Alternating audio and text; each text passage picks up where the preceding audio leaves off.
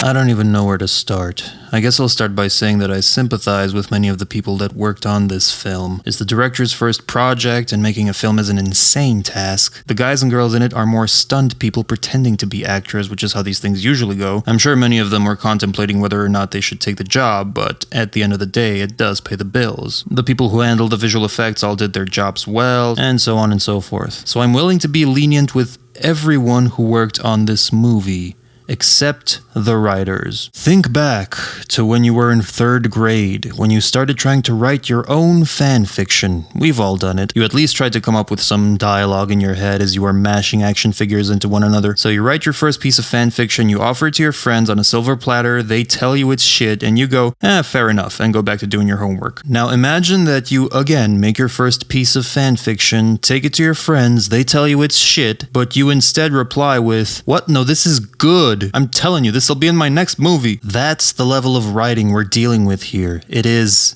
painful. It's ungodly levels of bad. I don't usually complain about writing or acting in movies, and I'm gonna do both in this video, so that should tell you something. Generally, I just try my best to immerse myself and roll with the movie, but it really felt like this script was trying its best to break my immersion every step of the way. And by the way, if you disagree and liked the writing, that's totally fine. Just please don't make the asinine argument that it's a video game movie and it shouldn't take itself too seriously. That argument always grinds my gears. Everyone keeps saying that this is a film for the fans, and that seems to be the case, but why then do you bother to introduce characters and have them utter their own names in the most awkward, out-of-context way possible? Characters literally pop in and say that their name is so-and-so, so that the 3 people in the world who have never heard of Sub-Zero or Scorpion are clued in. Good job, movie, cause that's definitely can't break even without those people. There are so many bits of unintentional comedy. This is like the mildest of,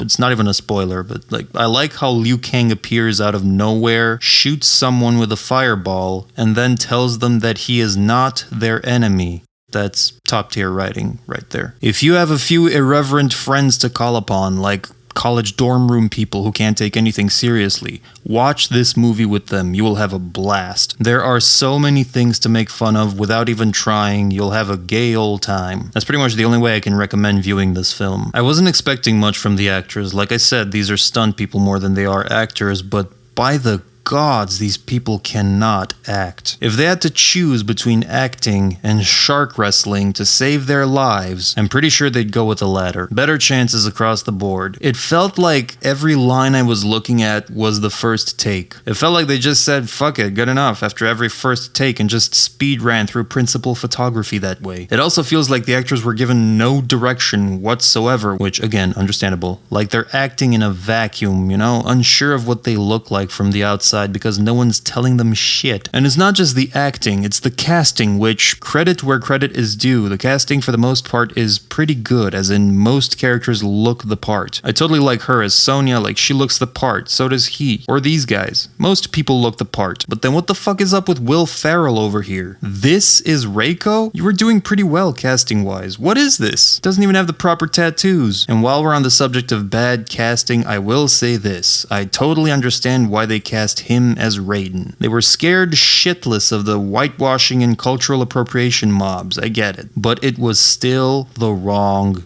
choice. I'm not saying this guy can't muster some charisma if he wanted to, but he is the stiffest man I have ever seen. Also, I can't understand anything he says. Truth be told, casting someone else wouldn't fix the stupid writing. Raiden isn't given anything to work with whatsoever, to the point where he's less of a character and more of a talking plot device. Like, literally device, because he feels more machine than man. I went into this expecting the stupid birthmark to be the worst thing about the movie, but I quickly forgot about it. Not because the movie was good and distracted me from it, mind you, but because the birthmark was the least of its problems. Like, I almost forgot to mention it, but it needs to be said. I can't honestly understand how you could put something like that in a movie and still take yourself seriously as a filmmaker. It takes a special kind of idiot to believe that a stylized dragon logo is a birthmark and not the result of someone having had some fun at your expense while you were too young to remember. Which brings us to Cole. Now, this is spoiler free, so I'm not going to talk about him much, but suffice it to say that the idea behind his character isn't bad. He's not a complete outsider. They do tie him into the universe in a way, so the idea isn't bad, but the execution is horrendous. This was the only opportunity for the filmmakers to flex their creative muscles, because Cole is, at the end of the day, a new character, technically speaking. But what they chose to do with him just comes across as unimaginative and bland. And I might do a spoiler video just to talk about this one aspect. This could have been a cool character and a nice addition to the roster, but he just falls flat. What you probably thought of him when you first saw the trailer is exactly what you'll think of him after leaving the theater or couch. As for the fights, everyone says the fights are good. I think some are okay and others are nonsensical. This is also where the acting shines in all the worst ways. Like, some people scream in weird situations and it feels kind of forced, while other times when characters should be screaming, they just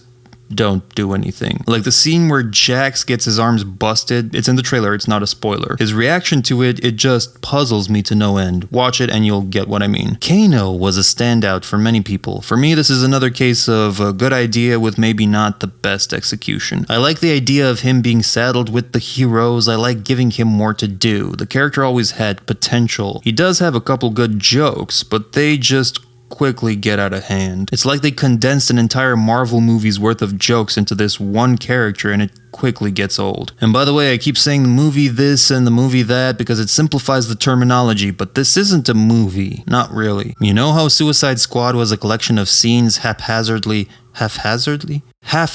You know how Suicide Squad was a collection of scenes half-assedly stitched together and marketed as a movie? This is that dialed to 11. It's bananas. It has specific beats that it desperately wants to get to and needs to get to in the required time, and sometimes it just goes, fuck it, this is what's happening now, with no setup. And that's partly because this movie exists to be fan service. Usually when you make a movie, you start from an idea, you write a story around that idea, then you write a screenplay around that story, then you make the movie and add fun tidbits like Easter eggs during the process. This movie was made ass backwards. What they did is they sat down and compiled a list of Easter eggs, fan service, and references to the game, and then they awkwardly built scenes around them. That's why this movie feels so disjointed. It's a collection of references. This is fan service gone horribly wrong. It's the mistaken belief that if fans don't get some arbitrary quota of references and Easter eggs, they will rebel and assault the studio with pitchforks and torches. That's not how this works. You try to create and tell a compelling story in a vacuum and then put all the references as dressing on top. And it's sad because a lot of this seems genuine, like a genuine attempt to please fans. Alas, it didn't quite pan out, at least not for me. It's shot uninterestingly, it looks like it could be any other movie, it lacks any kind of unique atmosphere. The score, gods damn it, the score is the most generic thing on the planet. Do they even need to write these things anymore? Because every score just sounds exactly the same nowadays. I'm pretty sure there's a bunch of dudes just selling pre-recorded sample packs that composers use with the big drums and the ostinato strings and all that. You could literally take any such score from any such film and no one would notice the difference. Just save yourself some money. But it's not just the blandness of the music, it's that it doesn't work sometimes. There's this scene with Scorpion, he's in his undead form, there's fire in the background, he's got the look of a vengeful specter, killing intent oozing from his gaze, and the score is just so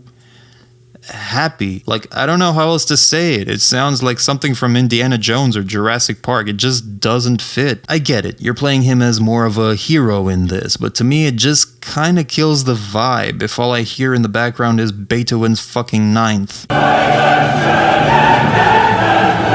You know what the exact moment that this movie lost me was? Because when I sat down to watch it, I forgot all about the dumb things I saw in the trailer, like the birthmark. I was ready to compartmentalize that shit and just enjoy the movie. But then the text crawl happened, and in my mind, I went, damn it! Why do they still do this? People don't like to read. This is a movie. Show, don't tell. Or, at the very least, tell, don't write. Text on the fucking screen. It serves no purpose because you're gonna talk about this shit later on anyway. You have to. It's just wasted time and wasted screen real estate. But that's not the worst of it. The worst of it is the content of said text crawl, because it accomplishes two things, both of them very bad. Number one, it basically gives away the whole plot of the movie. Number two, it's worded like a fucking kid's cartoon. Evil is about to engulf the land, but an ancient prophecy foretells that a descendant of the Elder bloodline shall rise up and triumph against the shadow. I can't fully explain it, but it just feels like a Warcraft character was making up a story on the spot to lull their baby to sleep. I would need to be 10 years old again to let this shit slide. And I'm pretty sure if I was 10 in today's world, they wouldn't let me watch this movie. Which is kind of the problem with the series, but especially with this movie. It tries to be as edgy and as violent as possible to uphold the legacy while also having children as its target audience. It's not that I'm concerned about kids seeing violence or whatnot. I've seen plenty worse shit than this when I was a wee lad, but the two just don't mix that well in live action in my opinion. And again, in these cases, people always make the argument that it's good because the thing in question doesn't take itself too seriously, and they stress how wonderful that is. But if Mortal Kombat isn't allowed to take itself a bit more seriously, it'll never grow beyond what this movie is, a generic kids flick. Maybe you think I'm being overly ambitious, but I really believe that you can have your cake and eat it. You can adapt this material for both a younger and a more mature audience. And if they want to attract new audiences anytime soon, they're gonna have to do better than this. And it made me angry. Yes, a text crawl made me angry because the premise, even though it heavily modifies the lore, it's,